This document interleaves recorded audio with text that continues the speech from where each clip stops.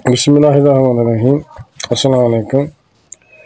आज की वीडियो का नमाना के बादशाह के दरबार में वली अल्लाह का इम्तहान। एक इंतहाई दिलचस्प और ईमान अफरोज़ वाक़या आपके गोश गुजार करने लगा हूँ। बादशाह मीर तैमूर की आदत थी कि वो रात के वक्त घोड़े पर सवार होकर पूरे शहर का गश्त करके अपनी रियाया का हाल मालूम किया करता था और दूसरे दिन इनके मुतल्लिक़ फैसले सादर करता था। एक रोज़ वो हस्बे मामूल शहर में गश्त कर रहा था कि उसने एक गमनाक आवाज़ सुनी और आहोबका की तरफ मुतवज्जा हुआ। जो गमनाक आवाज़ थी ना, उसकी तरफ मुतवज्जा हुआ तो एक बुढ़िया रो रही थी और बारगाह इलाही में फरियाद कर रही थी कि ऐ रब्बुल आलमीन, हमारे बादशाह और वज़ीर को मौत दे दे और काज़ी शहर की उम्र दराज कर। बादशाह इस हैरतअंगेज़ दुआ को सुनकर बड़ा परेशान हुआ। काफ़ी देर तक वह सोचता रहा कि बुढ़िया से किस तरह पता किया जाए कि वो बादशाह और वज़ीर से क्यों इस कदर नाला है, यानी क्यों इस कदर नाराज़ है कि इनकी मौत चाहती है, और काजी से इतनी खुश क्यों है कि इसकी लंबी उम्र के लिए दुआ कर रही है। काफ़ी देर के बाद बादशाह ने इस बुढ़िया के दरवाज़े पर दस्तक दी। जब बुढ़िया ने दरवाज़ा खोला तो बादशाह ने नहायत अदब से पूछा कि ऐ नेक औरत, मैं एक मुसाफिर हूँ, लेकिन मैंने आपकी अजीबो-गरीब दुआ सुनी है। क्या मैं ये पूछ सकता हूँ कि तुम बादशाह वक्त और वज़ीर से इतनी ज़्यादा रंजीदा क्यों हो कि इनकी मौत चाहती हो, और काजी से इतनी खुश क्यों हो कि उसकी लंबी उम्र के लिए दुआ कर रही हो? इस बूढ़े ने कहा कि ऐ अजनबी, मैं बादशाह की बीमारी की इसलिए ख्वाहिशमंद हूँ कि अगर बादशाह बीमार होगा तो वाफर मकदार में सदका व खैरात करेगा और उसकी खैरात से गरीब बच्चों की रोटी का सामान करूँगी और हमारे चंद दिन बेहतर गुजर जाएंगे। यानी इतनी वो बुढ़िया गरीब थी। जबकि वज़ीर की मौत की दुआ इस वजह से कर रही हूँ कि वो नहायत नेक सीरत इंसान है और मैं जो चाहती हूँ कि इसका ख़ात्मा नेक माल पर हो जाए और वो रब्बुल आलमीन के दरबार में आला मकाम पाए और निजात हासिल करे, और काज़ी शहर की दराजी उम्र के लिए दुआ करती हूँ कि वह अपनी बदमालियाँ ज़्यादा से ज़्यादा कर सके ताकि इसका ठिकाना जहन्नम के अलावा कोई ना हो और क़यामत के रोज़ इसको ज़्यादा से ज़्यादा अज़ाब मिले। बादशाह तैमूर तो मुसाफिर के रूप में था। इसने आबदीदा होकर इस बुढ़िया से कहा, ऐ नेक औरत, मैं इस वक्त तो खाली हाथ हूँ, मेरे पास सिर्फ एक तस्बीह है, तुम वो मुझसे ले लो और उसको वक्त करके अपने बच्चों का पेट पालने का सामान करो, और अगर वक्त ने मोहलत दी तो मैं तुम्हारी मदद ज़रूर करूँगा। ये कहकर अजनबी मुसाफिर जो कि बादशाह था वहाँ से चला गया। उधर बुढ़िया वह तस्बीह लेकर अपने हमसाये के पास गई ताकि इसको फरोख्त कर सके। इस बुढ़िया का हमसाया का सैयद था, मगर वो हमेशा परले दर्जे का बखील था। जब इसने तस्बीह को देखा तो इसकी जाल टपक पड़ी, यानी बेईमान हो गया तस्बीह पर। बुढ़िया तस्बीह की कीमत से नावाकिफ थी क्योंकि तस्बीह यकूत और लाल व मरजान की बनी हुई थी और मज़कूरा सैयद हमेशा हमसाया किसी तरह वह तस्बीह हथियाना चाहना था, यानी वो तस्बीह चाहता था कि मैं हासिल कर लूँ। इसने बुढ़िया के साथ उल्टी चाल चली और कहा, यह तस्बीह तो मेरी है, इसको कल किसी ने चुराया है और मैं इसकी तलाश में था। अब मुझे पता चला कि ये तूने चुराई है, मैं अब तुम पर मुकदमा दायर करूँगा। बुढ़िया घबरा गई और बोली, मैं बिल्कुल बेकसूर हूँ, ये तस्बीह तो मुझे एक अजनबी ने दी थी, ये तस्बीह मैंने हरगिज़ नहीं चुराई। अभी इस सैयद मसाए ने मौके से फ़ायदा उठाया और कहने लगा, अच्छा अगर तूने तस्बीह नहीं चुराई तो यहाँ से भाग जा, यानी अब नाम नहीं लेना किसी चीज़ का कि तस्वीर मेरी इसने ले ली, मैं तुम पर इतना तरस खा लेता हूँ कि तुम्हें अदालत में नहीं घसीटूंगा, यानी मैं मुकदमा नहीं करूँगा, तो मगर तस्वीर का नाम न चली जा। बुढ़िया ने इसी में फिजा जानी और अजनबी को कोसती हुई अपने घर चली गई। बुढ़िया ने समझा चलो ठीक है, मेरी जान छूट गई, चुप कर गई बेचारी। अगली रात अमीर तमूर फिर हस्बे मामूल गश्त पर निकला और कसदन यानी जानबूझकर बुढ़िया के महल्ले में आया।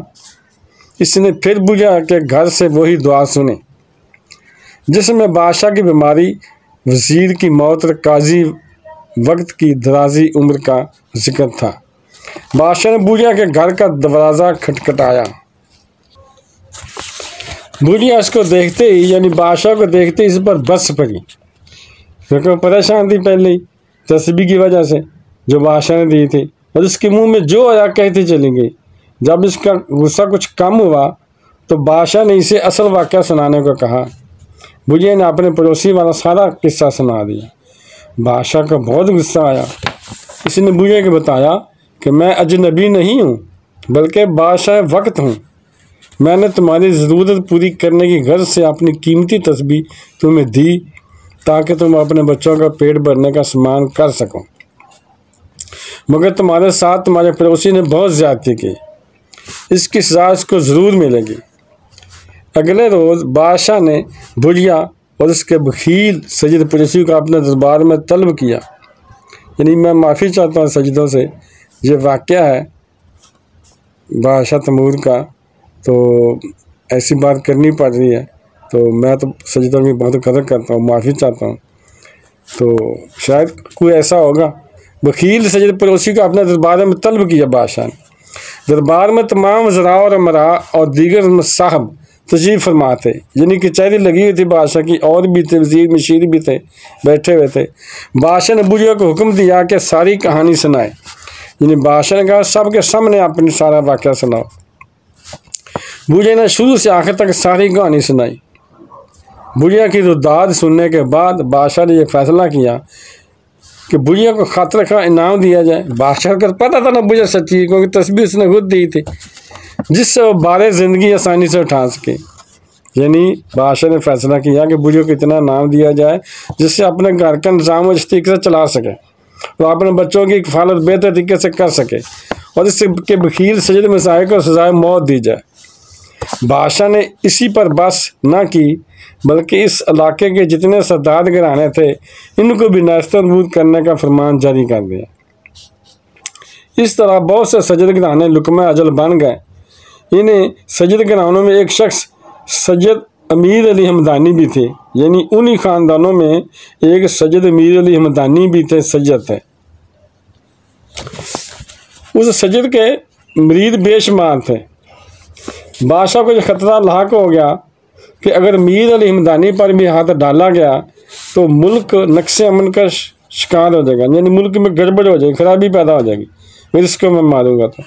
तो अमीर तैमूर ने काफ़ी सोच विचार की कि किसी तरह कोई ऐसा जवाब पैदा किया जाए, यानी ऐसा बहाना पैदा किया जाए जिससे सैयद अमीर अली हमदानी को भी ठिकाने लगा दिया जाए और लाठी भी ना टूटे।